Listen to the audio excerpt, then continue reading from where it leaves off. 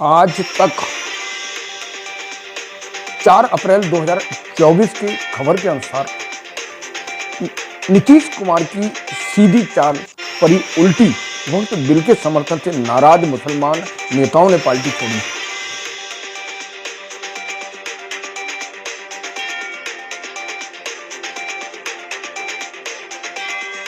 क्या दोस्तों, नीतीश कुमार ने जो चाल चली थी वक्त बिल को लेकर वह उल्टी पड़ गई है। 5 सवालों के जवाब इस वीडियो में दोस्तों।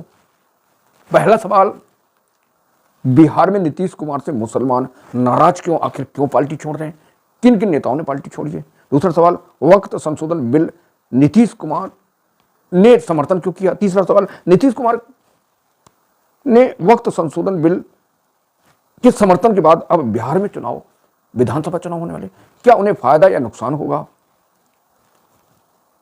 चौथा सवाल, क्या नीतीश कुमार की राजनीति हमेशा हमेशा के लिए खत्म हो जाएगी, जिम्मेदार कौन होगा। अगला सवाल, वक्त संशोधन बिल का समर्थन का असर क्या पड़ेगा। 5 सवाल के जवाब, बहुत ही धमाकेदार विश्लेषण, अंत तक बने रहिए। मैं SP Sagar, TPN 20 news, tiger post news से।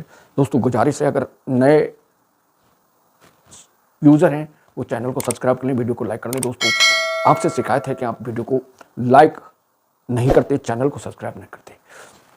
रिव्यू और समीक्षा और विश्लेषण। नीतीश कुमार की सीधी चाल उल्टी पड़ गई। वक्त बिल के समर्थन से नाराज मुसलमान पार्टी छोड़ रहे। नीतीश कुमार को हर बार वे पलट जाते हैं। पहले वे भाजपा को छोड़कर नीतीश जो तेजस्वी यादव की पार्टी, आरजेडी, लालू प्रसाद यादव की पार्टी, उसमें गए। उसके बाद जब 2024 के लोकसभा चुनाव आए देश में, तब वह महागठबंधन की सरकार को छोड़कर बीजेपी एनडीए के साथ चले गए। उधर भारतीय जनता पार्टी ने भरोसा था नीतीश कुमार पर कि अगर कोई पलट सकता है तो नीतीश कुमार, और पलटने के लिए दम भरते थे। और बार बार भाजपा नेता ये चैलेंज करते थे कि नीतीश कुमार एनडीए में जाएंगे। जो इंडिया गठबंधन में थे दोस्तों, बार बार ये बातें मीडिया में चल रही थी, लेकिन सच हो गया।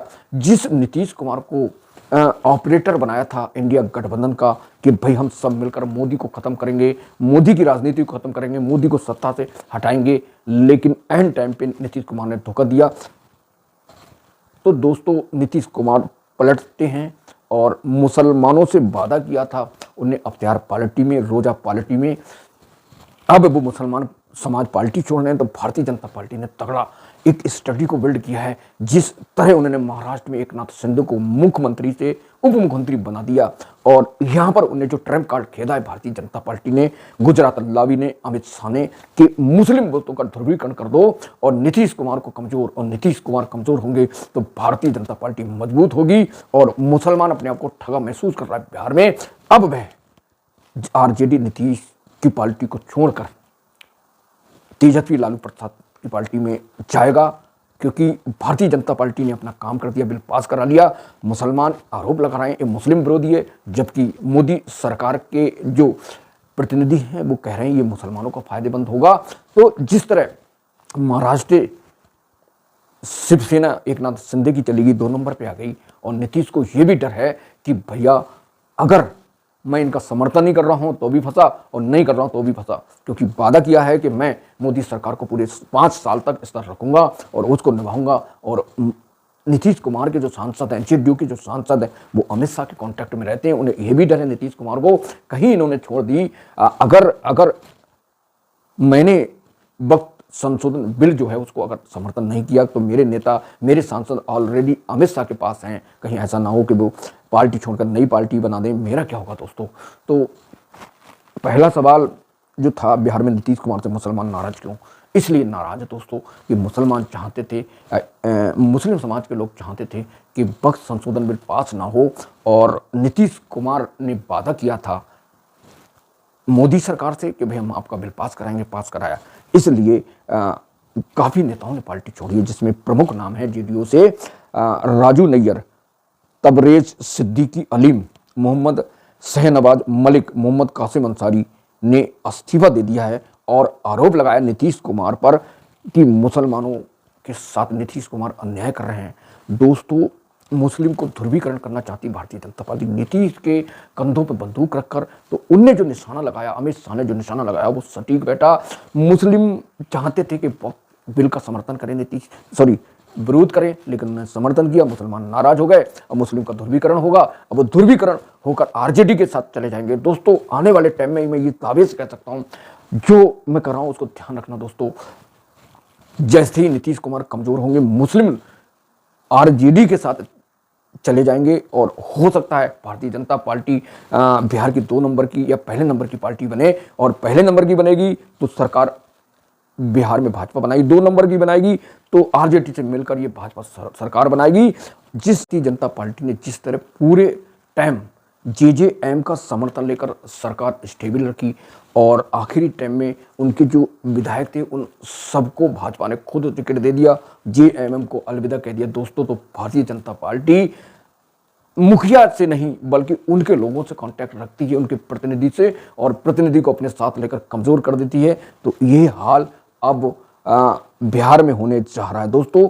बिहार में मुस्लिम नेताओं ने नीतीश पर अन्याय का आरोप लगाया और बिहार में लगभग 17.7% मुसलमान आबादी रहती है। अगर मुसलमान ध्रुवीकरण, मुसलमान नाराज होता है नीतीश को मारते, तो इसका फायदा सिर्फ तेजस्वी को मिलेगा, आरजेडी को मिलेगा। बिहार में जो नीतीश कुमार थे ने रोजा अख्तियार पार्टी की, मुसलमानों को भरोसा दिया है वक्त बिल का हम समर्थन नहीं करेंगे, लेकिन समर्थन किया।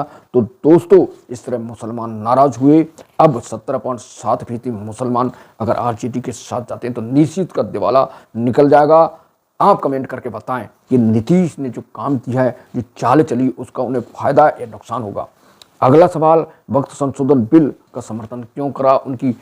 दोस्तों नीतीश कुमार की मजबूरी थी कि वह वादा कर चुके हैं पूरे 5 साल मोदी सरकार को स्टेबल रखेंगे।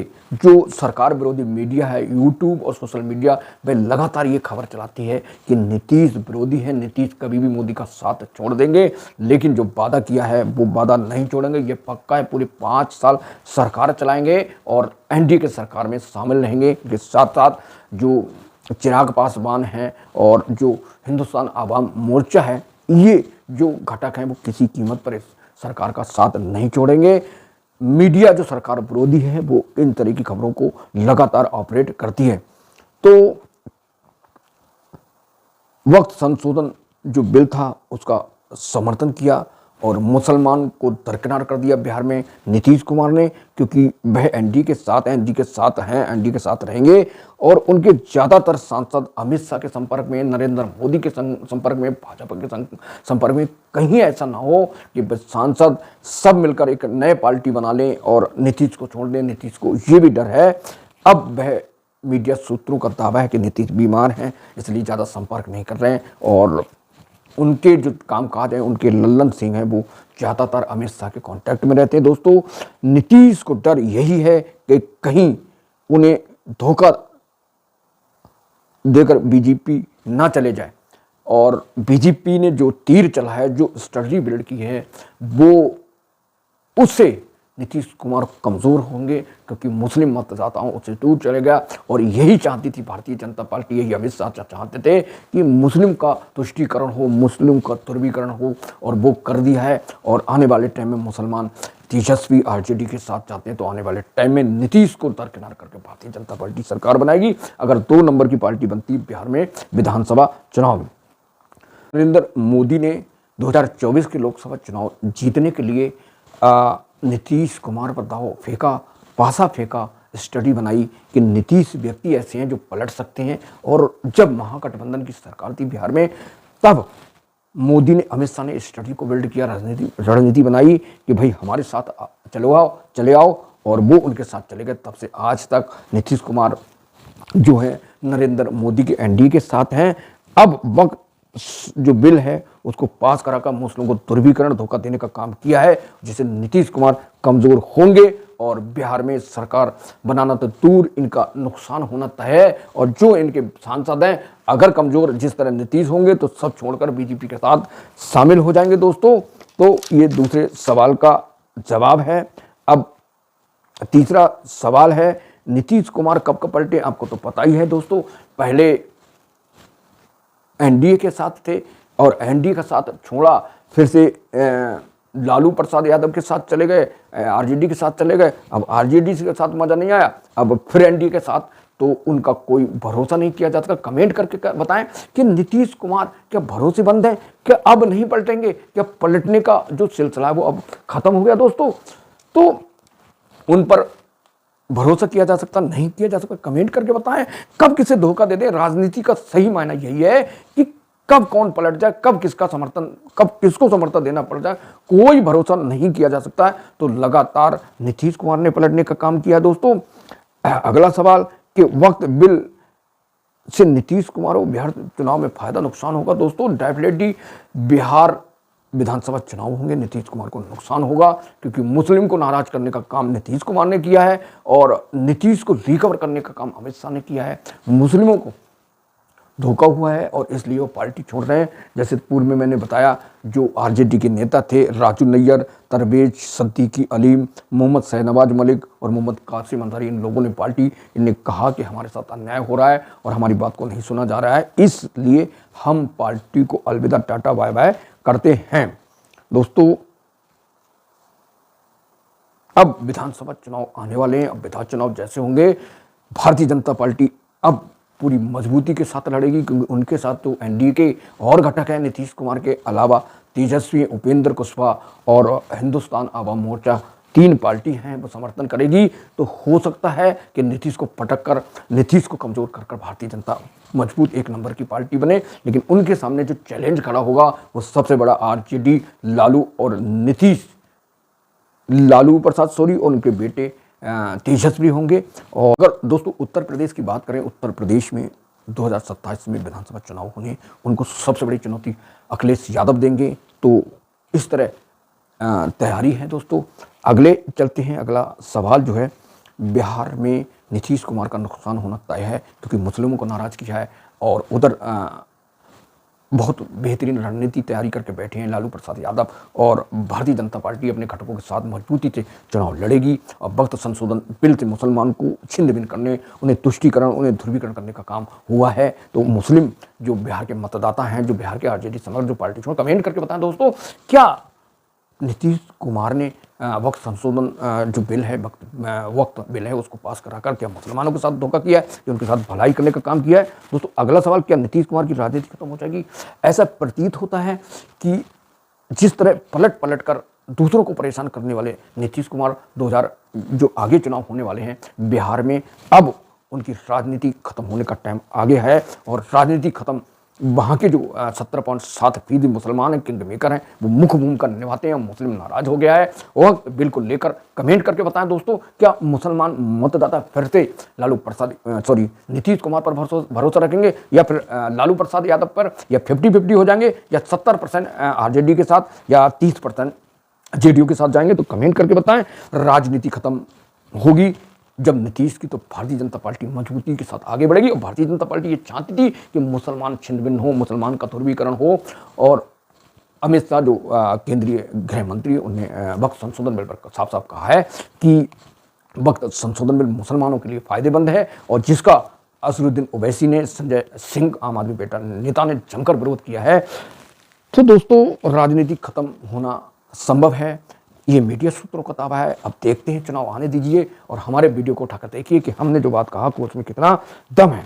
वक्त संशोधन बिल का समर्थन का असर, वक्त संशोधन बिल का समर्थन कर नीतीश कुमार फंस गए हैं। नीतीश कुमार अगर नरेंद्र मोदी को छोड़ते हैं, एनडीए को छोड़ते हैं, तो वो नाराज हो जाएंगे, और मुसलमानों का समर्थन नहीं करते हैं तो वो नाराज हो जाएंगे। तो इससे अच्छे तो उन्होंने नरेंद्र मोदी का वक्त संशोधन बिल का समर्थन कर ये सिद्ध कर दिया कि वह नरेंद्र मोदी के साथ हैं, एनडीए के साथ हैं, वह मुसलमानों के साथ नहीं है। अब मुसलमान अपनी किंग मेकर की भूमिका निभाएगा और वह आने वाले टाइम में नीतीश के विरोध में समर्थन करेगा।